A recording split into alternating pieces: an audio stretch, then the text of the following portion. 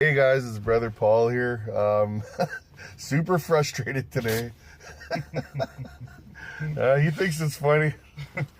Okay, I got some words to share. Whether they're wisdom or not, it depends on how you take it.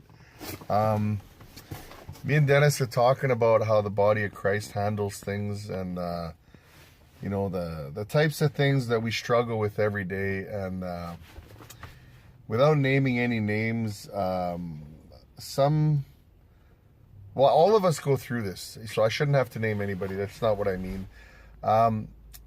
We're just talking about a topic of, when you worry about stuff, you got to ask yourself, most people deal with everything intellectually, and it's very important that you know that fear does not come from the end. It does not come from God. God will never do anything to scare you. So if you're shown something hypothetically in a vision or a dream and it scares you, that's not of God. It doesn't mean the vision isn't from God. It means the way you feel and the way you react is not God giving you that. That's you deciding to be scared. So many people that I've talked to in the last year plus, this seems to be a very common thing when people are, you're choosing to be scared instead of going to the Bible and getting the answers you need. Don't look for me or any man to give you that answer. All the answers you need are in the Bible. So the world has a funny way of doing everything backwards. And a perfect example is I decided in this prayer season to start a fast today.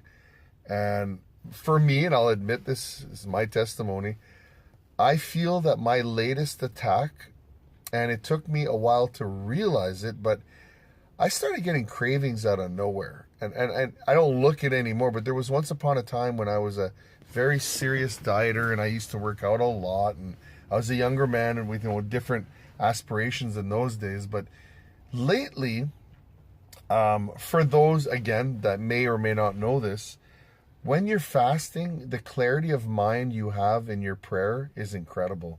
Like you seem to be able to understand things better. When I read the Bible while fasting, things click. But when you eat, it can cloud your mind. Like the food, your body takes over, and it might slow down your thinking patterns because you're digesting. So for me, and I believe this is one way that the enemy is attacking me, and I actually said this to my wife, and my wife's a counselor. She tries to intellectually, that's her way of what's the word I'm looking for here? Her way of, I don't want to be mean and say my wife isn't spiritual, but she's definitely, her thinking's more worldly than mine. And I was just going through a prayer season and asking answers and questions from God, like, please show me what I'm always trying to strengthen my faith, and many times I fail. So I'm no different than anybody watching this. But he revealed to me that a latest attack for me was food. And I was shocked. Like, I was like, oh, wow. I had never thought of that. So I'll give you an example.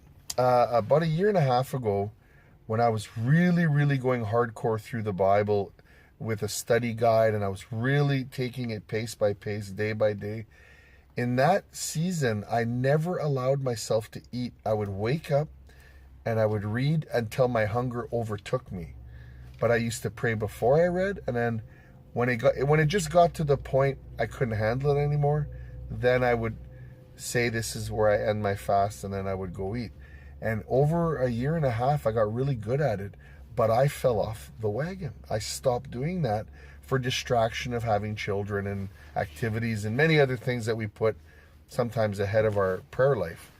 And I just am telling you guys this as a person who I've had a really amazing seasons of prayer where I was clear-minded and on track, and recently I fell completely off. And it's not by anybody's fault. Well, I guess it is my fault, but life steps in the way and it can get in the way. So today is my correction day, and this is the joke that me and Dennis are laughing about, is yesterday and all last few weeks, again, probably because this I had a compelling feeling to eat certain foods in certain areas of the city, because when you're on this job, you get to know the restaurants of the whole city and you eat wherever you can if you don't have food on you.